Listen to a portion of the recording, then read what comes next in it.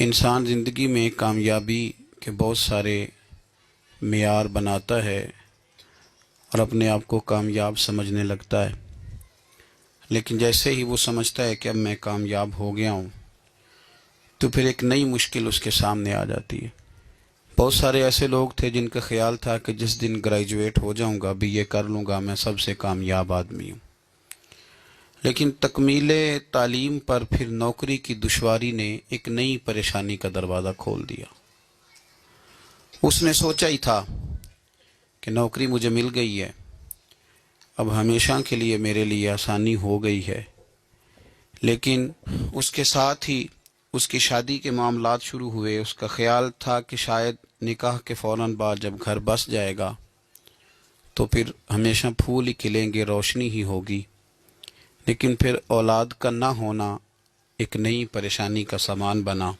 اللہ فضل کرتا ہے اور اولاد عطا کر دیتا ہے، اور پھر اولاد ہونے کے بعد اگر وہ بیمار ہو تو ایک نئی پریشانی، خدا نخواستہ اگر نالائق ہو تو اس سے بڑی پریشانی، اور پھر یہ کہ انسان سمجھتا ہے کہ چلو ان کی شادیاں کر لوں تو میں پھر بالکل فارغ ہوں۔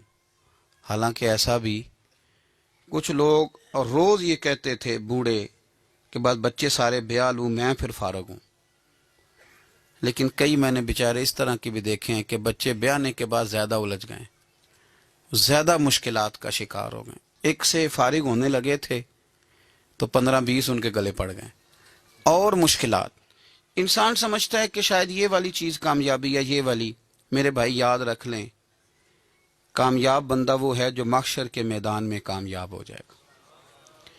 جو وہاں کامیاب ہو گیا نا، دیکھو یہاں بڑے لوگوں کے نعرے لگتے ہیں، بڑے لوگوں کا ذکر ہوتا ہے، بڑے تذکرے ہوتے ہیں، لیکن اگر کسی کو قیامت کے دن چوک میں کھڑا کر لیا گیا کہ تیرا حساب ٹھیک نہیں تو پورا دے کے جا، تو وہ ناکام ہو گیا۔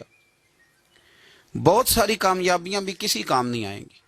میرے رسول کائنات صلی اللہ تعالی علیہ وسلم کو اپنی امت کی بڑی فکر رہتی تھی۔ ایک فکر جو نبی پاک کو بہت زیادہ تھی اور ہر وقت میرے نبی کو پریشان رکھتی تھی، وہ یہ تھی کہ اللہ تعالیٰ میری امت کو محشر کے میدان میں کامیابی عطا کرے۔ اس کے لیے نبی پاک صلی اللہ علیہ وسلم دعا بھی فرماتے، لوگوں کی تربیت بھی کرتے، لوگوں کو میدان محشر کی کامیابی کے نسخے بھی ارشاد فرماتے۔ کون ساری چیزیں ہیں جو قیامت کے دن ہمیں کھڑا کر لیں گی، بچنے نہیں دیں گی، ان چیزوں سے بچنے کا حکم بھی ارشاد فرماتے۔